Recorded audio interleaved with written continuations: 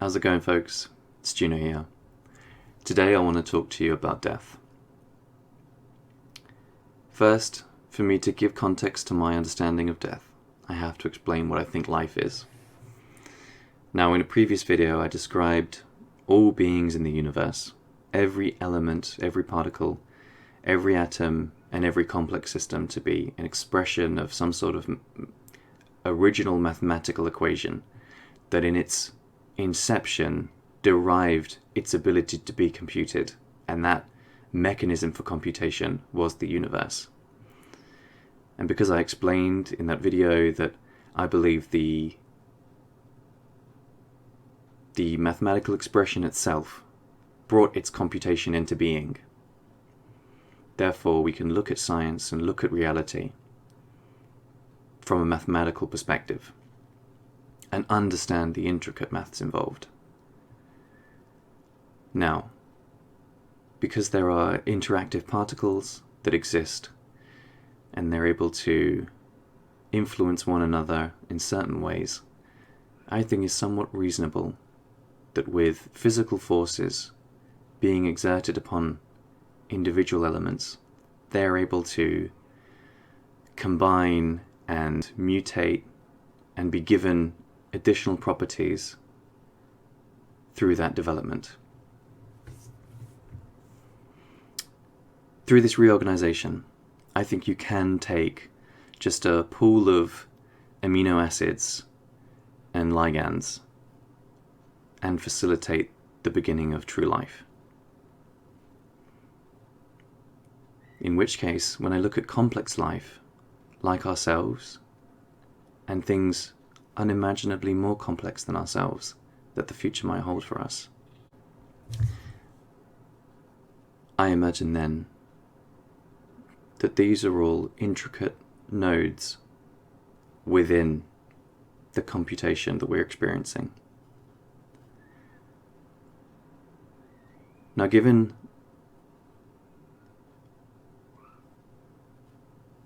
my exposition in the previous video, it is my perspective that all of time, as we experience it, has already happened. And it's only our perception that allows us to experience it in the linear format that we do.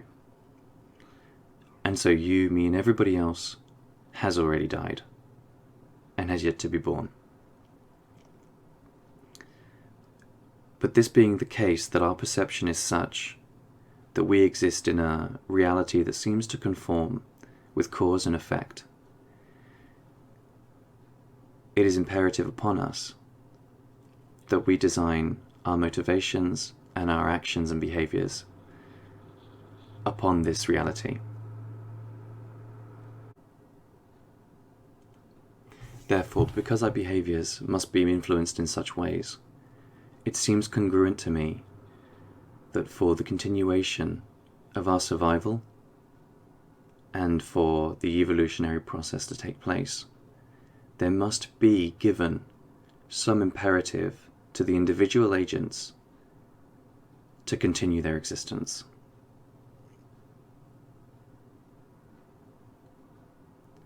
That imperative is the fear of death.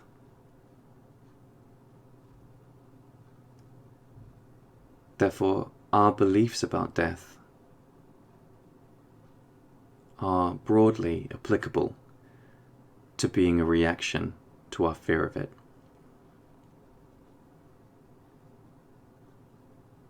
However, if your perspective is such that life is merely a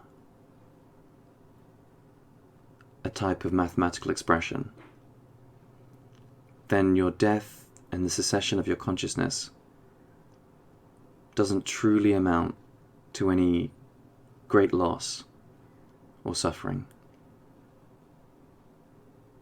Of course, it's incredibly hard to resolve and bring to bear our natural desire to continue living in light of this knowledge. Nevertheless, I find personally it brings me at least some part relief on the understanding that one day I am destined to die.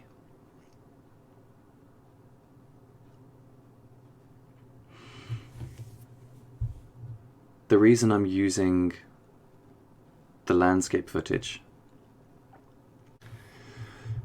is because I think all of these beautiful natural phenomenon are just as integral as ourselves into this process, and in fact serve the same function. And when I begin to imagine that of all the work I can do in my life, of all of the activity and behavior that I can exhibit, an inanimate ball of hydrogen and helium gas in the sky will produce like logarithmically larger, factors more life and abundance and energy and benefit than I could ever hope to produce.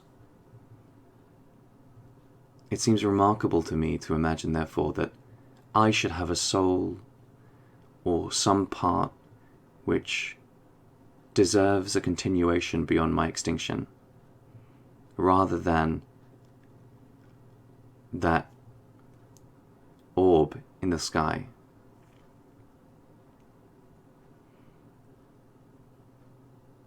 And so if I can resolve myself to understand that while the sun and all the stars are only performing their sufficient task, perhaps I can address myself in this way as well.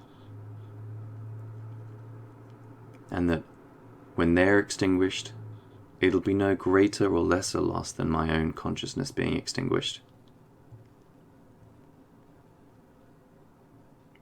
Now, I don't happen to believe that any part of myself exists beyond the functional elements required to perform reproductive duties. That being obviously all my intelligence and all my personal abilities.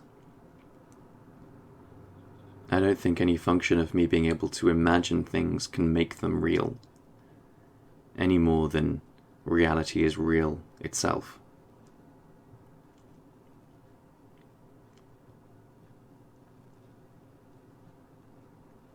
Though I have heard things people have exclaimed to me regarding the construction of the mind and the brain, and where there could be additional dimensionality to these objects.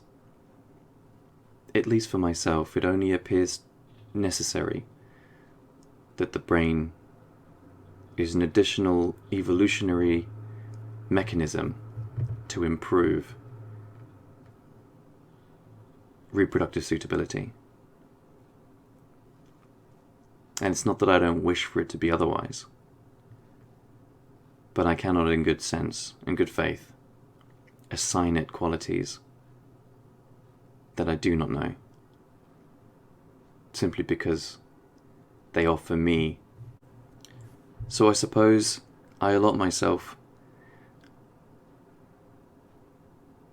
the difficult task of trying to accept these as rational conclusions, and then in processing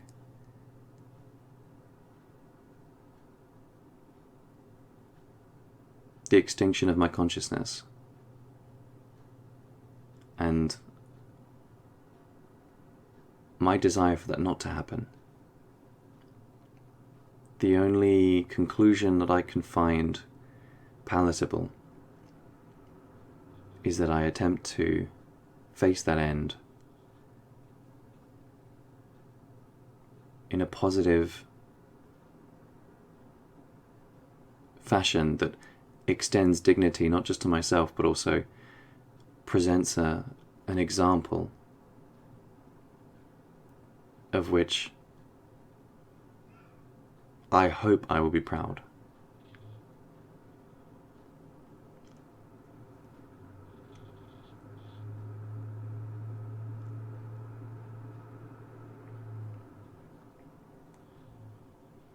Though I hope that's a long way off, it's my sincere desire that I will exhibit those virtues when that opportunity presents itself. Well, thanks very much for listening. I'll see you around.